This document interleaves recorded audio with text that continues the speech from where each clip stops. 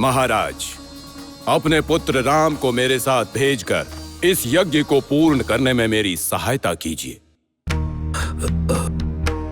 मुनिवर, राम अभी छोटा बालक है और उसे युद्ध का अभी अनुभव नहीं है, और उन महामायावी असुरों के साथ मैं उसके युद्ध करने की कल्पना भी नहीं कर सकता।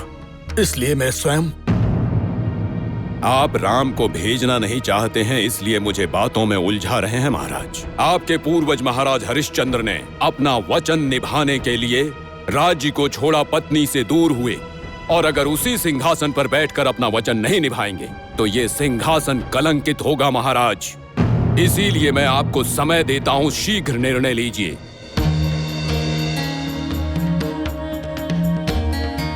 दशरथ, ये सोचने का नहीं, निर्णय लेने का समय है, अतः शीघ्र अपना निर्णय लो। तब तक मैं सरयू नदी के किनारे अर्घ्य दान करके आता हूं। मुनिवर,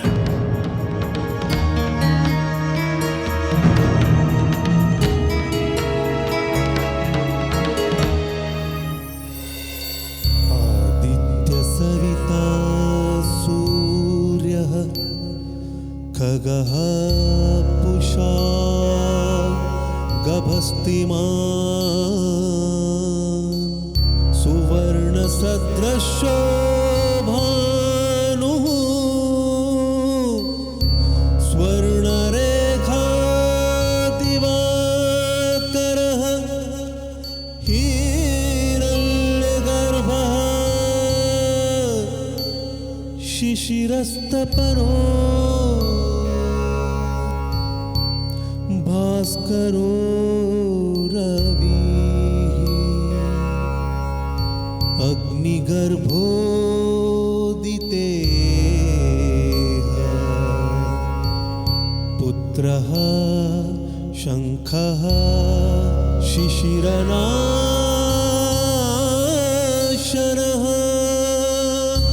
हरितश्वः।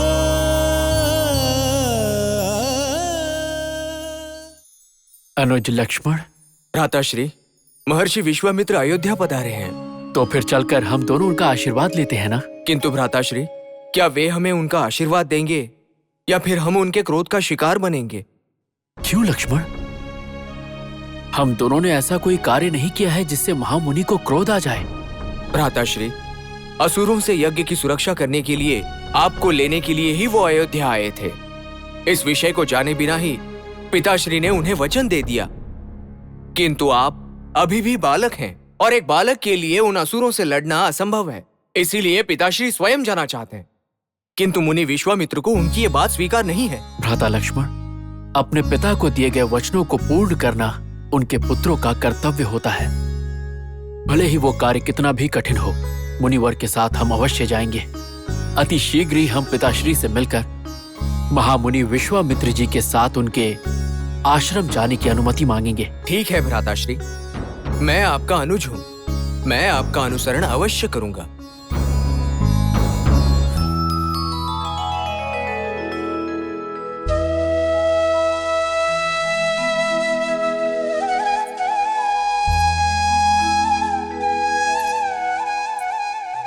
हे तोतों की जोड़ी, आपको ये फल अच्छा लगा? अच्छा लगा राजकुमारी। आप मनुष्य से भी अधिक नीति और निष्ठाओं का पालन करते हैं। हमने आपको पिंजरे में कैद नहीं किया है, फिर भी आप उड़कर कहीं नहीं गए। राजकुमारी, हम वचन कभी भी नहीं तोड़ते हैं। आपके आतिथ्य को शिकार करके उठ जाने की भूल नहीं करेंगे। ये राजमहल है, आपके पिताश्री महाराज जनक है, महापराक्रमशाली। अगर हम स्वेच्छा से उड़ गए तो आपके सैनिकों से हमें पकड़ना एक क्षत्रिय के लिए कोई बड़ी बात नहीं है। हमें दंड देने में वो कोई दूरी नहीं करेंगे। नहीं नहीं, आप तो इतने प्यारे तोते हैं। आपको दंड देने की तो मैं कदापि कल्पना भी नहीं कर सकती हूँ मेरे प्यारे तोते। मेरी प्रार्थना है कि आपको कभी भी थोड़ा सा भी दंड भोगने का अवसर प्राप्त ना हो। आप दोनों यहीं रुक जाइए। आप लोगों को थोड़ी सी भी असुविधा ना हो, इस बात का मैं स्वयं ध्यान दूंगी। नहीं, हम यहाँ नहीं रुक सकते हैं। हमें जाने की आज्ञा दीजिए राजकुमारी। हमें यहाँ से महर्षि वाल्मीकि के आश्रम में जाना है। हमें जाने दीजिए। हे प्यारे तोते, महर्षि वाल्मीकि ने जो कहानी सुनाई थी उसे सुनाने के बाद आप चले जाइए। अभी हम आपको कहानी सुनाते हैं।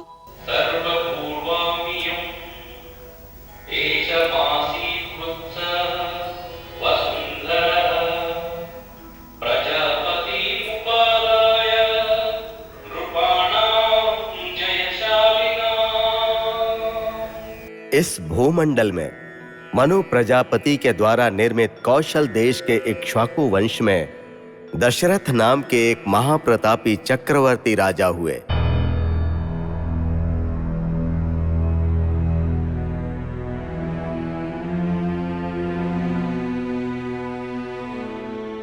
पिताश्री, हमारा प्रणाम स्वीकार कीजिए। प्रणाम। मंगल हो। राम, लक्ष्मण, मेरा यह अभिप्राय है कि तुम दोनों कुछ दिनों के लिए कौशल देश चले जाओ, तुम्हारे नाना के घर। इसलिए अभी इसी क्षण प्रस्थान करो। परंतु क्यों पिताश्री? इतनी शीघ्र ही हमें कौशल देश के लिए क्यों प्रस्थान करना है? वो बात यह है कि यदि तुम दोनों यहाँ रहोगे तो हम दोनों यदि यहाँ रहे तो महर्षि विश्वामित्र के साथ हमें असुरों का संहार करने जाना होगा।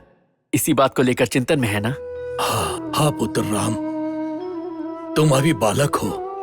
उन दुष्ट असुरों के साथ युद्ध करने के लिए कैसे भेज दूं मैं तुम्हें? यह संभव है पुत्र, यह नहीं हो सकता। परंतु पिताश्री, आपने महर्षि विश्वामित्र को जो वचन दिया था, एक राजा होने के नाते उसे पूर्ण नहीं करना चाहिए? हाँ पुत्र राम, ये मेरी भूल है। उनकी विनती को जाने बिना मैंने उन्हें उनकी मांग को पूरा करने का वचन दे दिया। पिताश्री, एक बार वचन दिया तो उसे निभाना चाहिए। पूरे विश्व को यह ज्ञात होना चाहिए कि रघुवंशी राजा अपना दिया हुआ वचन कभी तोड़ते नहीं। आपका दिया हुआ वचन निभाने के लिए, यज्ञ की रक्षा के लिए जाने को मैं तत्पर हूँ। पिताश्री, मैं भी भ्राता के साथ जाने की इच्छा रखता हूँ। नहीं पुत्र, नहीं। कई वर्षों तक निसंतान रहने की व्यथा सहन करने के पश्चात, यज्ञ आदि करने के पश्चात मैंने तुम्हें प्राप्त किया है पुत्र। अब इस कठिन कार्य को पूर्ण करने के लिए मैं तुम्हें नहीं भेज सकता पुत्र। पुत्र राम, तुम मेरे ज्येष्ठ पुत्र हो, इस राज्य के उत्तराधिकारी हो तुम, हमारे वंश को आगे बढ़ाने वाले। ऐसे समय में तथा इतनी कम आयु में मैं तुम्हें उन असुरों से लड़ने के लिए नहीं भेज सकता। तुम्हारे लौट आने का, तुम्हारे विजय होने का शुभ समाचार सुनने का इस आयु में मैं प्रतीक्षा नहीं कर सकता पुत्र, नहीं कर सकता। नहीं भेज सकता, मैं तुम्हें नहीं भेज सकता।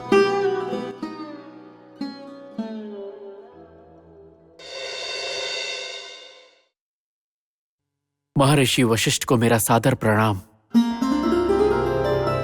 राम, लक्ष्मण, दीर्घायुष्मान भव। चंद्र के समान दीप्तिमान तुम्हारे मुख पर आज मलिनता क्यों है? हे गुरुदेव, महातपस्वी विश्वामित्र जी यहाँ आकर अपने यज्ञ की रक्षा के लिए हमें अपने साथ ले जाने की अपेक्षा रखते हैं। परंतु मैं एक बालक हूं, ये सोचकर पिताश्री जाने की अनुमति नहीं दे रहे हैं। मैं अपने पिताश्री की बात को नहीं टाल सकता, परंतु यज्ञ की रक्षा भी आवश्यक है ऋषि मुनि। यही मेरी आकांक्षा है कि मैं महर्षि के साथ जाऊं। गुरुदेव, मैं भी साथ जाने की इच्छा रखता हूँ। पुत्र राम, भविष्य में पिता के वचन के पालन करने वाले के रूप में सारे जगत में तुम जाने जाओगे, इस बात से मुझे प्रसन्नता हो रही है। मैं तुम्हारे पिताश्री से बात करता हूँ, तुम्हारी इच्छा की पूर्ति होगी। धन्यवाद महर्षि, धन्यवाद। विजयी भव।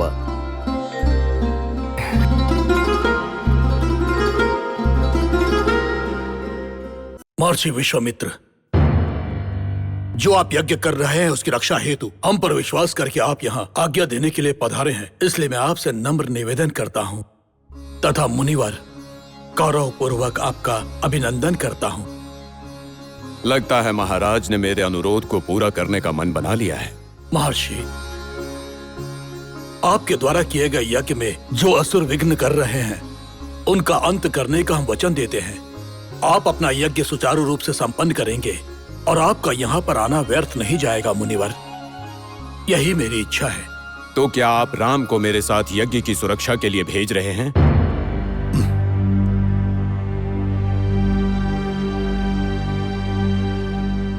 मेरी आपसे हाथ जोड़कर विनती है महर्षि, आपकी यज्ञ की रक्षा जरूर होगी, परंतु महर्षि मेरा पुत्र राम अभी 16 वर्ष का भी नहीं हुआ है और वो अभी उन असुरों से लड़ने के योग्य नहीं है। मैं उसे नहीं भेज सकता। तो अर्थ ये हुआ कि आप राम को मेरे साथ नहीं भेज रहे हैं? महर्षि, मैं राम को नहीं भेजूंगा तो आपके यज्ञ की रक्षा नहीं होगी, ऐसा मत सोचिए। मेरे पास एक अक्षौणी सेना है। मैं उस सेना सहित स्वयं आकर उन असुरों से युद्ध करूंगा। मेरे सेनाधिपति शूरवीर हैं, अस्त्र विशारद हैं तथा वे लोग असुरों से लड़ने में समर्थ भी हैं। मैं केवल राम को अपने साथ ले जाने की बात कर रहा हूं और आप पूरी सेना को भेजने की। महर्षि, मैं आपके साथ केवल सेना नहीं भेज रहा हूं, अपितु धनुष बाण लेकर मैं स्वयं भी आपके यज्ञ की रक्षा के लिए चलूंगा। मेरी संपूर्ण सेना के साथ जब तक मेरे शरीर में प्राण शेष रहेंगे तब तक मैं अपनी सेना के साथ खड़ा रहकर उन असुरों का विनाश और उनका अंत कर दूंगा। हे मुनिवर, मेरे जीते जी यज्ञ में विघ्न नहीं आएगा, इसमें तनिक भी संदेह नहीं है। यदि आप यज्ञ की रक्षा के बारे में सोच रहे हैं तो ये आपका अनुमान मात्र है। मैं तो राम के बारे में सोच कर आया था। क्या आपको राम पर विश्वास नहीं है महाराज? राम का असली स्वरूप हम जानते हैं, ऋषि वशिष्ठ को भी ज्ञात। इसीलिए मैंने आपको उनसे बातचीत करने के लिए कहा था, परंतु आप तो किसी की भी सुने बिना केवल अपना निर्णय सुना रहे हैं। महर्षि, आपने जो कहा वो सत्य है। मैंने ऋषि वशिष्ठ के साथ या किसी भी अन्य मंत्री के साथ कोई सलाह नहीं की है, परंतु मेरे पुत्र राम को आपके साथ न भेजने का एक ही कारण है मुनिवर।